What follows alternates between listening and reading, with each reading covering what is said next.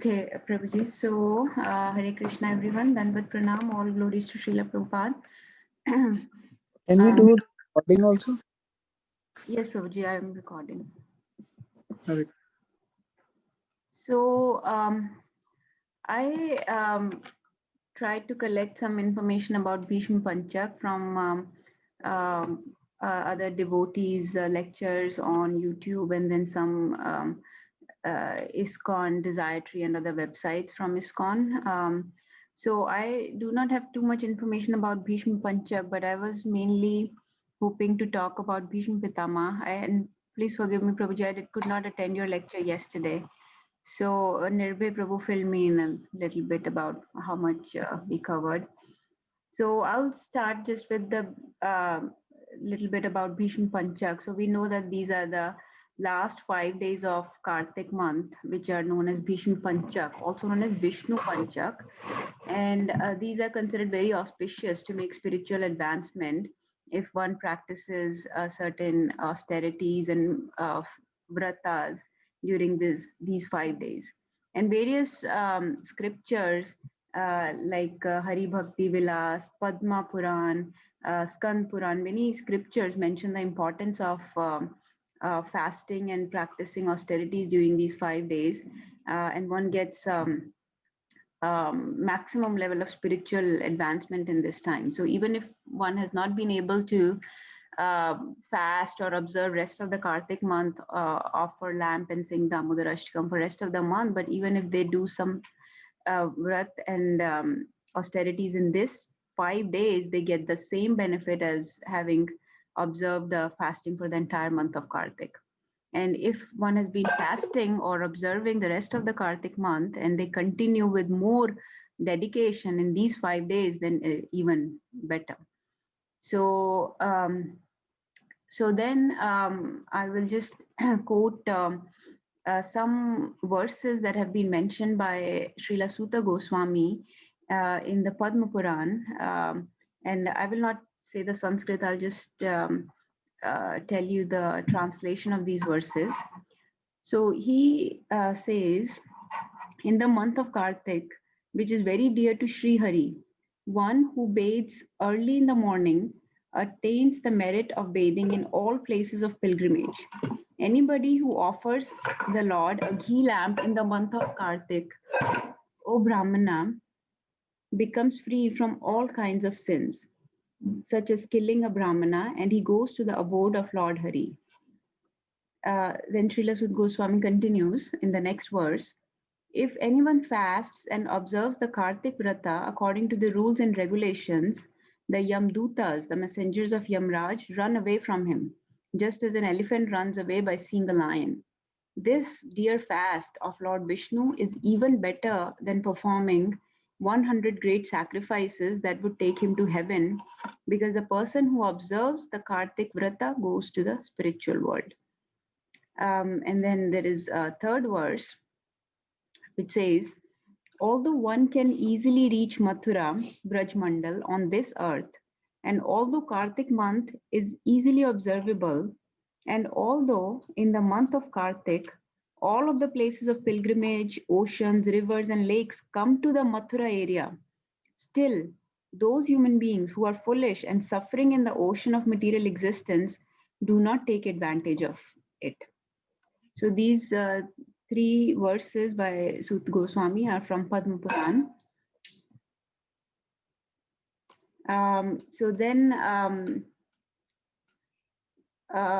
in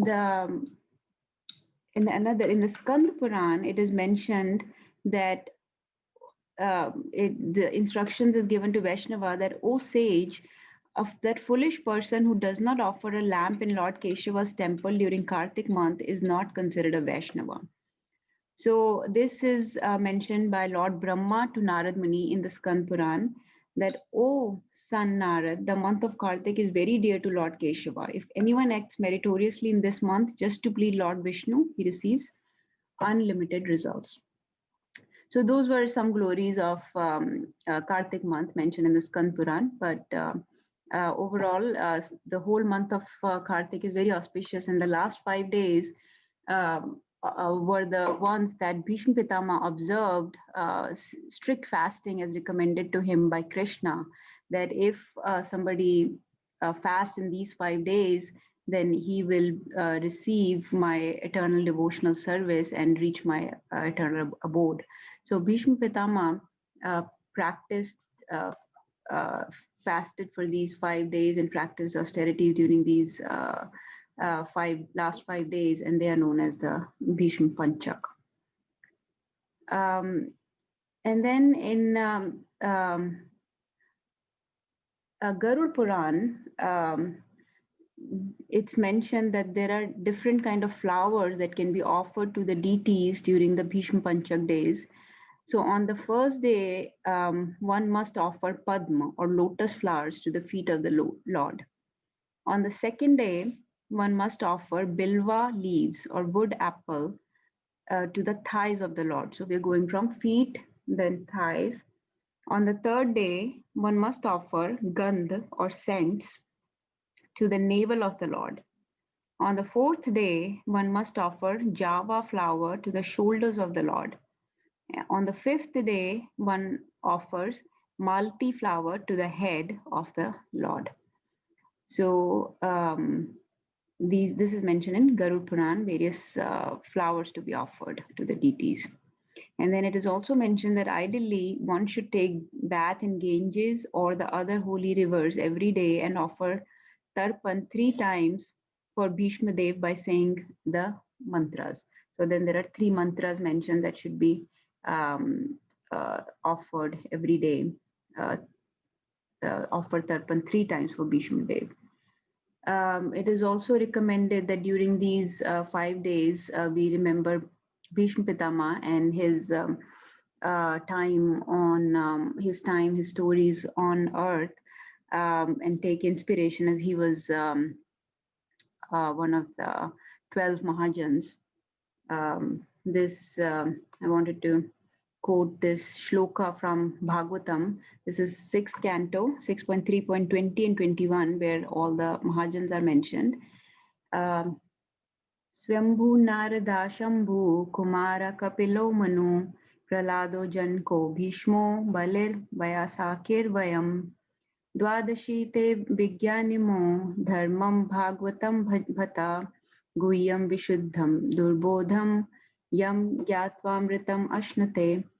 So basically here, uh, Srila Sud Goswami is telling sorry, not Sud Goswami, this is Yamraj telling his messengers, uh, so the Yamraj is instructing his messengers about who are the 12 Mahajans. And he says, Lord Brahma, Narad Muni, Lord Shiva, the 4 Kumaras, Lord Kapila, Swambhu Manu, Prahlad Maharaj, Janak Maharaj, grandfather Bhishma Pitama, Bali Maharaj, Sukhdev Goswami, and I myself, so Yamraj, know the real religious principle. My dear servants, this transcendental religious principle, which is known as Bhagavad Dharma, or surrendering unto the Supreme Lord and love for Him, is uncontaminated by the material modes of nature. It is very confidential and difficult for ordinary human beings to understand. But if by chance one fortunately understand it, he is immediately liberated, and thus he returns home back to Godhead. So actually, I was listening to Amrind Prabhu's lecture, and he was mentioning how there are 26 qualities of devotees, and there is one that is must, and that one quality is that he should surrender completely to Krishna. So the main quality of all these Mahajans is that they had surrendered completely to Krishna, and that is why they are so dear to him. And then I just wanted to talk about Bhishma Pitama a little bit. I know that we discussed his birth and earlier life. I wanted to mostly talk about the time of war. So we know that we discussed this before, that Bhishma Pitama served Krishna in Veer during the war, and that's why he fought in opposing party with Kauravas. So the material reason that is given why Bhishma Pitama fought on the opposite side is that he had made this vow to serve the whoever is on the throne of Hastinapur. So that's why he was bound to the throne, and he had to serve Dhritarashtra and do his bidding. That is the material reason given. But the spiritual reason why he was on the opposing team was because he was serving Krishna in this Veer Ras. Uh, so even when he's fighting with Krishna, it's not in animosity or his arrows are not really hurting Krishna. They are, whenever he would hit Arjun and those arrows would hit Krishna, they'll just fall like flowers on Krishna. So, so between a devotee and Bhagwan and God, there is this basically he's giving delight to Krishna in this manner by fighting on the opposite side. So as far as the war is concerned, Mahabharat, we know that Bhishma Pitama was the commander in chief of the Kaurva armies, and he was the first commander in chief. And the whole time that he was the leading person, he was the chief, the rules of war were followed very dedicatedly. So rules like the war will end at sunset. Uh, uh, there were certain number of people that will fight against certain number of people one on one versus depending on their ranking and all, who will fight with whom and who can kill whom. All those rules were properly followed, and this was because Bhishma Pitama was very authoritative, and he had put his foot down that if I'm to participate in this war, then the rules have to be followed. The soldiers were allowed to mingle after sunset, and there will not be any further killings, any further war after sunset. So, Duryodhan was always very careful to protect Bhishma Pitama at all times because he knew that Bhishma Pitama is their power in their army. There is nobody to match the Pandavas but Bhishma Pitama. If there is anybody that can kill Pandavas, then it's Bhishma Pitama. So he was very careful to always form his rankings in such a way that Bhishma Pitama was always very well protected.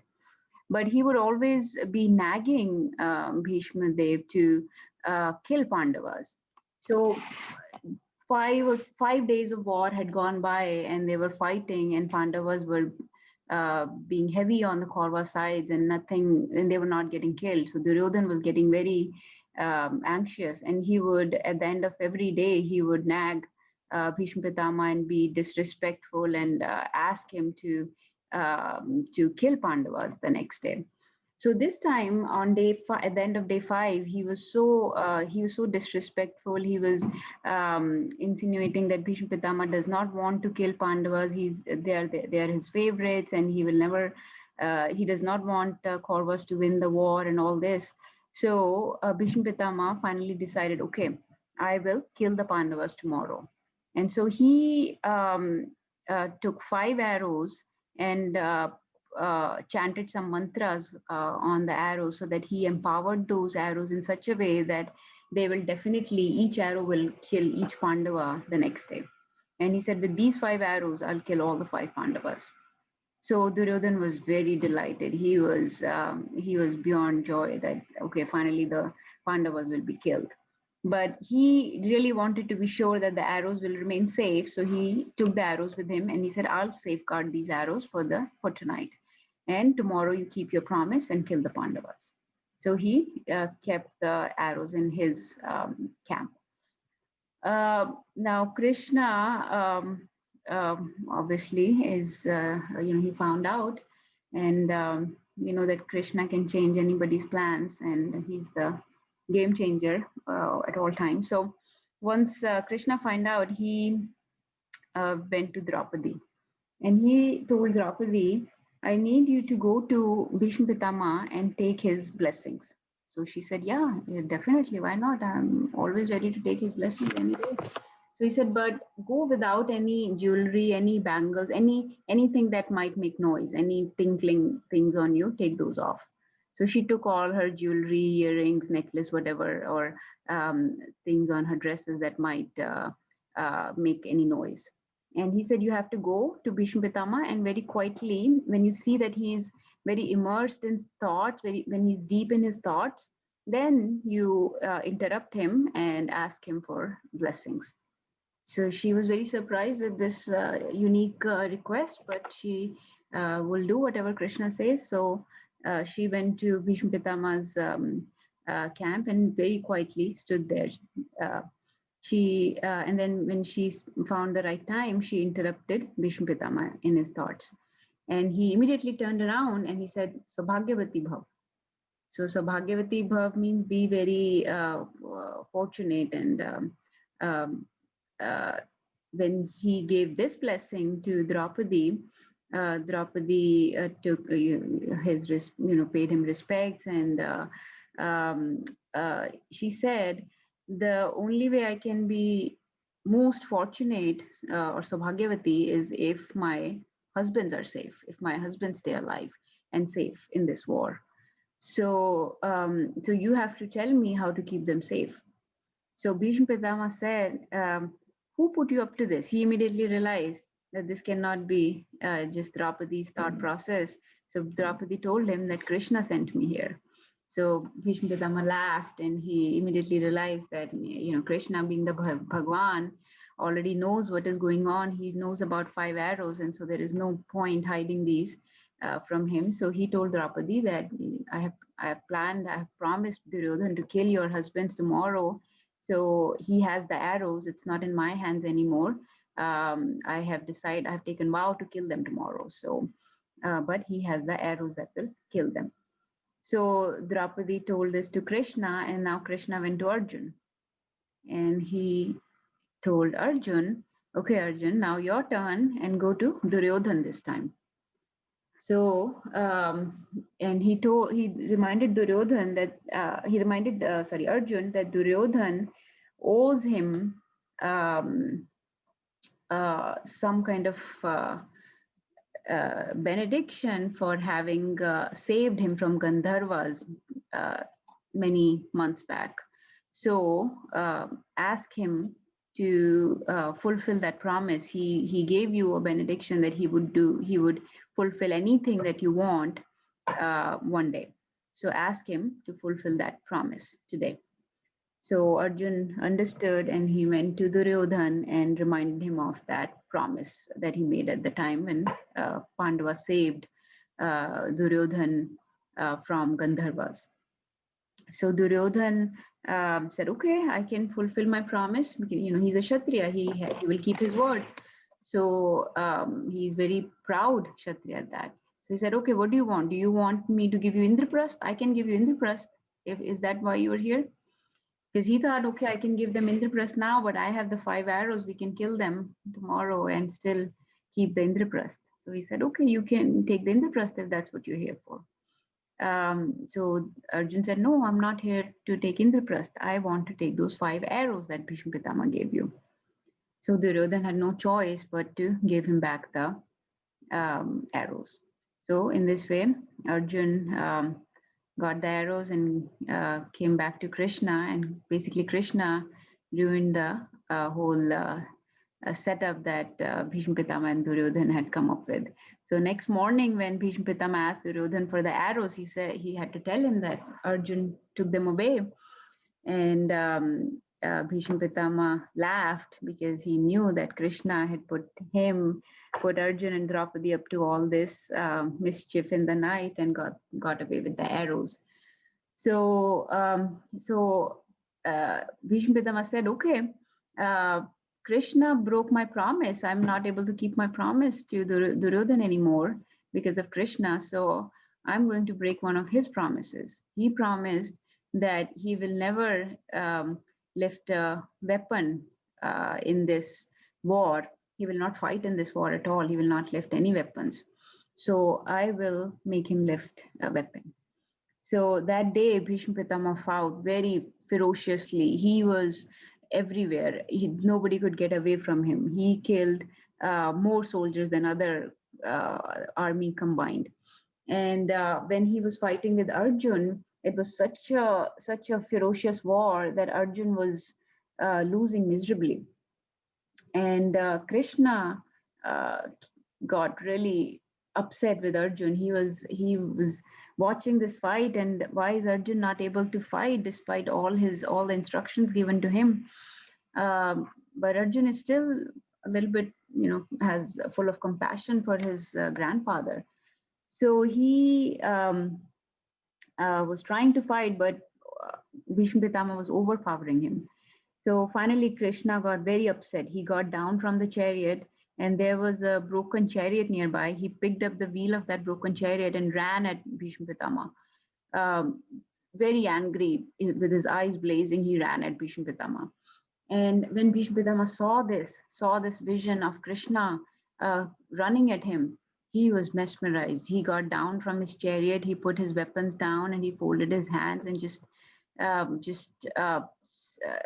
paid his respects to Krishna and sat down on the field. He basically was inviting Krishna to come and kill me. This is the best death that is possible for a devotee. So, and Krishna, on the other hand, and he's taking in this vision of Krishna running at him with the chariot in his hand, and he has sweat all over him, and his upper garment, the shawl kind of garment that Krishna had, is flying away from Krishna, and he's all dusty. He's covered by dust from all the war, all the fighting, and in this way he's running with anger towards Bhishma Pitama. And Bhishma Pitama was taking in this vision, did not want to even blink, and wanted to just, he was so overwhelmed with this. And then Arjuna came running after Krishna and grabbed his feet. He started praying to Krishna, "Oh, hey Krishna, don't do this. Don't break your promise. Don't kill Bhishma Pitama. You promised that you won't fight in the war. You won't kill anybody. You won't lift a weapon. So don't do this on my behalf. I will fight properly. I will fight with Bhishma Pitama properly as per your instruction. Don't do this." So then he pacified Krishna, and Krishna put the wheel down and instructed Bhishma Pitama to lift his weapons again and start fighting again.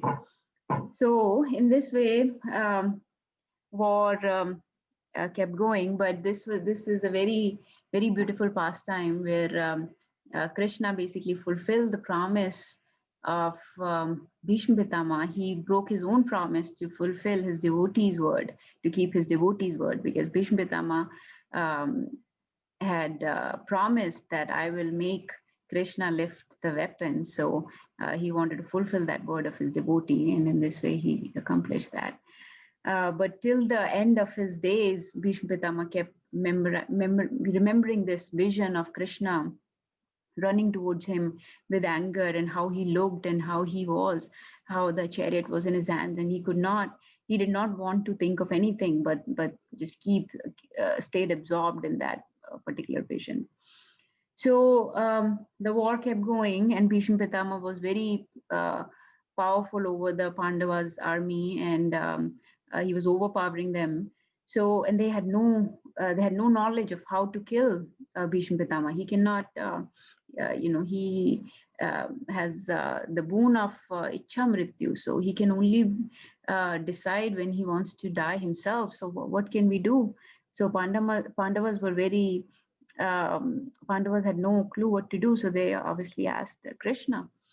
And Krishna said, only Bhishma Pitama can tell you how he can be killed. So he instructed Yudhishthir Maharaj to go to Bhishma Pitama and ask him. This was the end of the 9th day. He said, go to Bhishma Pitama and ask him how you can overcome him, how he can be killed. So when Bhishma Pitama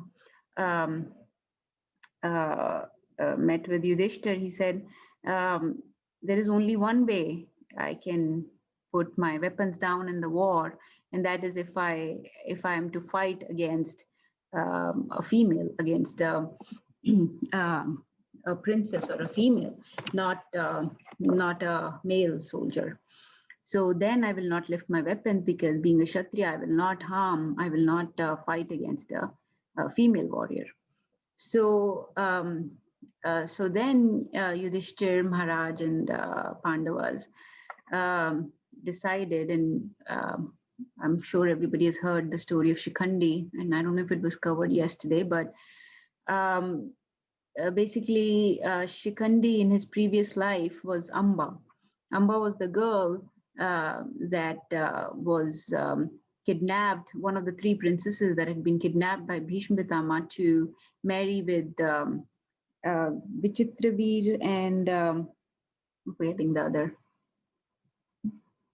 other's name, but his, basically they were brought to marry them, and Amba did not want to marry um, uh, those princes, and um, she had another prince that she was committed to.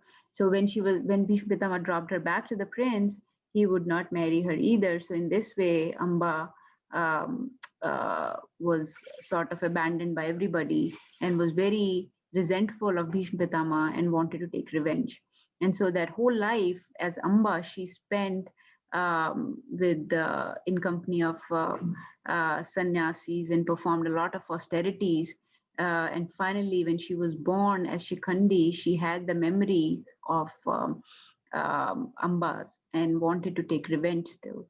So Bhishma Pitama had recognized that Shikhandi is basically Amba from his previous life, and Pandavas decided to use Shikhandi on Arjun's chariot, and Shikhandi will be in front of Arjun so that Bhishma Pitama will not be able to fight against Shikhandi, and Arjun will fight from behind Shikhandi.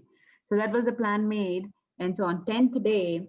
Um, Shikhandi was on the chariot of Arjun, and uh, Arjun started fighting from behind. He was throwing his arrows from behind Shikhandi at Bhishma Pitama.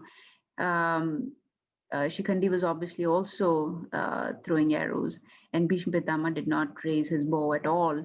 And after numerous and numerous arrows, so many arrows punctured Bhishma Pitama that he was um, he was covered in arrows from the whole torso, the whole body was covered with arrows, and he fell down from his chariot. But even then, he continued to fight. He picked up his gada to fight, and that was broken by Arjun with his arrows. He picked his bhala to fight, and that was also broken by Arjun. So finally, Bhishma Pitama was completely overpowered by all the arrows that Arjun shot from behind Shikhandi, and he fell to the ground. And Bhishma Pitama uh, and Arjun during this whole time was so remorseful of what he's doing. But he was doing this on instruction of Krishna, so and this was vital. Bhishma Pitama's defeat was vital to win the war, and this was Krishna's instruction to win the war. So no matter what, he wanted to carry out the instructions of Krishna, and yet he was so remorseful that he had to fight against Bhishma Pitama like this and to shoot arrows at him from behind Shikhandi. He was constantly crying as he was shooting the arrows. And finally, when Bhishma Pitama fell down, everybody came to pay respects to Bhishma Pitama, and Arjun was beside himself with grief. But Bhishma Pitama congratulated him. He said, "You think it's Shikhandi's arrows did not even touch me. They cannot hurt me at all. They were soft. They did not do anything to me. It's your arrows, Arjun, that kill me, and on that I congratulate you." So he congratulated Arjun for accomplishing this task. Nobody could defeat Bhishma Pitama, and Arjun's arrows were the one that could do that. So finally, he fell down, and Bhishma Pitama asked Arjun or asked the people, everybody was surrounding him, all the Pandavas, Duryodhan, and all the Kauravas were surrounding him. Krishna was there. So Bhishma Pitama asked for a neck support, and somebody ran to get some pillows or something for him. So Bhishma Pitama said, "No, I need a neck support that's fit for Kshatriyas, for a fallen soldier." And Arjun knows what to do. So Arjun basically shot a few arrows in crisscross under Bhishma Pitama's neck and head and made a support out of arrows. And in this way, Bhishma Pitama was able to lay his neck on the arrows, and he was finally laid on the bed of arrows. and then he was thirsty, so he said, okay, somebody quench my thirst. And Arjun again shot arrows in the earth, and a fountain of pure water from under the earth came out, and um, from Ganges, and into Bhishma Pitama's mouth, and quenched his thirst like that. So so this way, Bhishma Pitama was overcome, and the next commander in chief was Dronacharya. So I will come towards the end, but I wanted to share. I know that we don't have enough time, but in the Bhagavatam, first canto, ninth chapter is the chapter is titled "Passing Away of Bhishma Dev in the Presence of Lord Krishna." So I will skip to the end of war and talk about last few days of Bhishma Pitama's life. So um, once the war was over, Yudhishthir Maharaj was to uh, acquire the throne, and he was back in Hastinapur, and he was paying respects to Dhritarashtra and Gandhari and everybody. And he was feeling very remorseful. He was very upset, regretful uh, of the war, of how so many people had died, of the whole carnage, and he felt really guilty that at the end the whole outcome was that he was supposed to be the king, and for that to that end so many people had died. So he was very very remorseful of this. This is the chapter I was talking about. So everybody tried to talk to him, reason with him, but Yudhishthir Maharaj was just ready to take sannyas. He said, this is not the way to get the throne. I am not fit to sit on the throne. I have caused the death of so many, all the sons of Dhritarashtra, and so many other soldiers and husbands and sons have died because of me. And this is, I'm not fit to rule, so I will take sannyas. Krishna tried to reason with him, all the Pandavas, everybody tried to reason with him, but Yudhishthir Maharaj could not be consoled. So finally, Krishna recommended that we should visit Bhishma Pitama and take his blessings and his instructions and hear his instructions to Yudhishthir Maharaj. Um, and that will be most helpful. So in this way, basically, Krishna understands the will of Bhishma Pitama. He knows that Bhishma Pitama is waiting for him before passing away, and also he wanted to glorify his devotee. He wanted uh, Yudhishthir Maharaj to hear these instructions from Bhishma Pitama. Not. I mean, he could have given instructions to Yudhishthir as well. Krishna could have given instructions himself, but he chose Bhishma Pitama to give those instructions, basically to glorify his devotee. And they all went to Bhishma Pitama.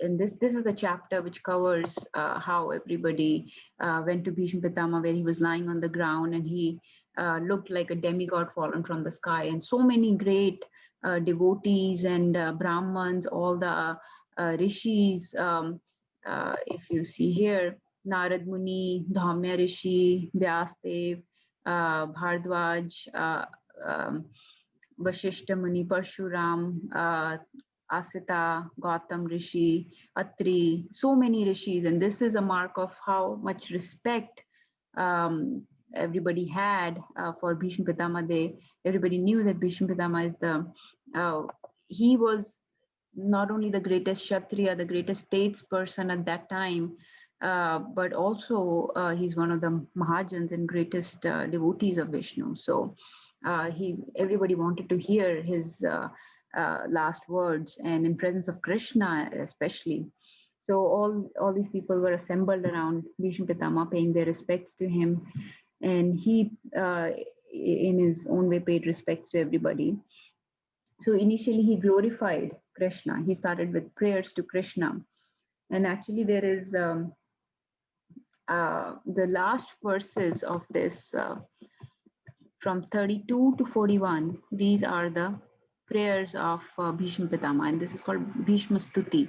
So actually it is sung. I don't know if anybody in the conference call can sing these, but this is sung by devotees in a very melodious tune. And these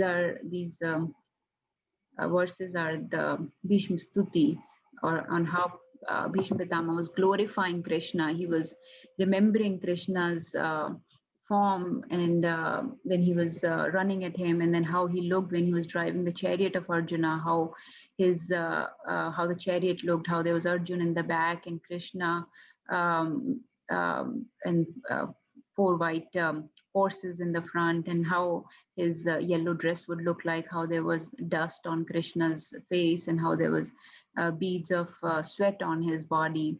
So he was constantly remembering all this and completely meditating on Krishna.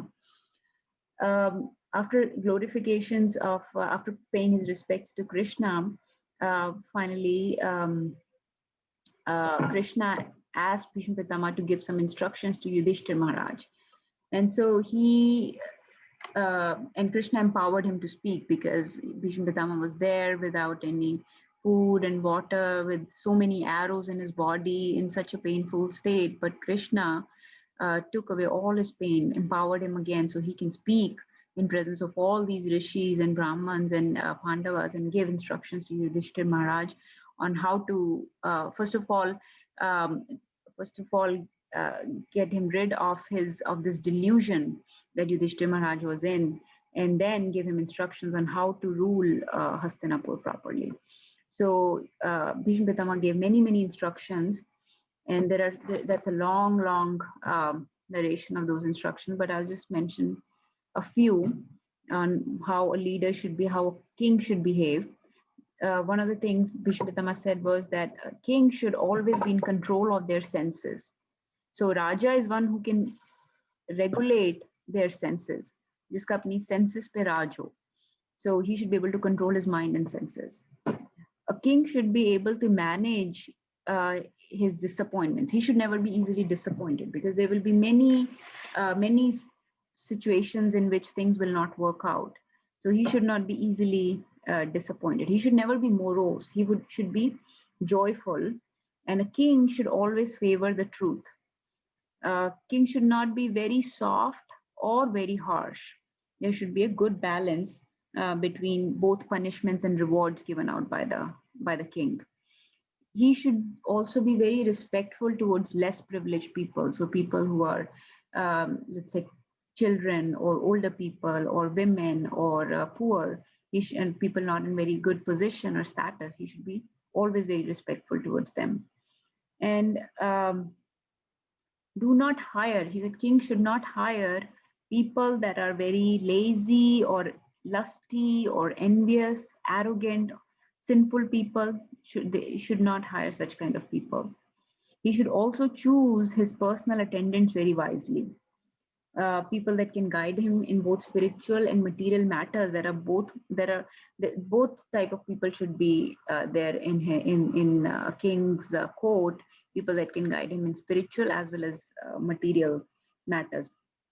And then a king should not be very lusty towards uh, luxuries or money or women or aristocracy. He should maintain respectful distance from these things.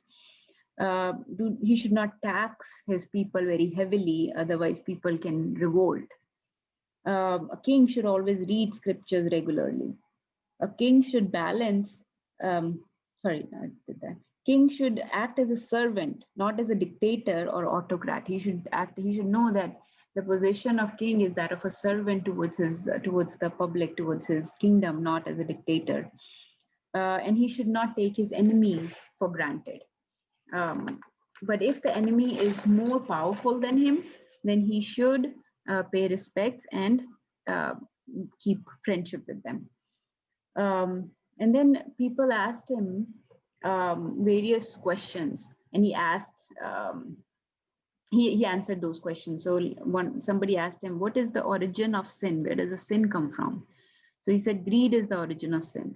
So never be greedy towards anything. What kind of friends should one not have? So he said there are three kinds of friend one should not have: very lusty people, sinful people and ungrateful people. Out of these, ungrateful is the most important. One should not have ungrateful friends. And then somebody asked him, what is truly non-violence? So he said, being equanimous to all living beings is the true non-violence. He also told them many stories. There are many stories that he told them about, to elaborate on these points on how one should behave, on what kind of people to hire, how to what kind of company to keep, what kind of leadership. So he gave analogies through various stories. He also said, don't give power to those people who want power. So don't give power to power hungry people, because it goes to their head, and then they're not able to, they only think of themselves. They become greedy and hungry for more power. Give it to those that actually do not care for power too much. So in this way, he gave many instructions to Yudhishthir Maharaj. And um, finally, looking at Krishna, he became completely absorbed. He merged his body, mind, and words with Krishna completely, and in this way, uh, with his boon of Ichamrityu, he left his body and um, went to the spiritual abode of Krishna. So that's all I had. These verses are very nice to read. I went through them very quickly, but if we have time during these Bhishma Panchak days, we can read these verses and Bhishma Stuti. But that's all I had to share. Thank you very much. Hare Krishna. Hare Krishna. Thank you, Mataji, for sharing. Beautiful lecture. Thank you. Thank you. Thank you for sharing, Mataji. For the first time, it was so clear to me, this part of the Bhagavatam. Thank you. Yeah, thank you for sharing. Very nice. Thank you.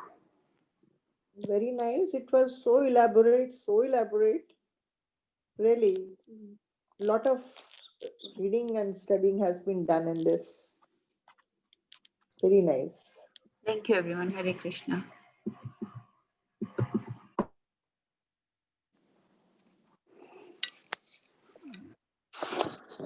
Thank you so much, Mataji. I think, in fact, many of the points which you mentioned, I was not aware to. It was really a lot of content, and I appreciate the kind of the homework you had done. And in fact, Ryan and Deepika, I think they were not able to join. I think you're recording it once Prabhuji shares. Definitely, we can rehear. Thank you so much again.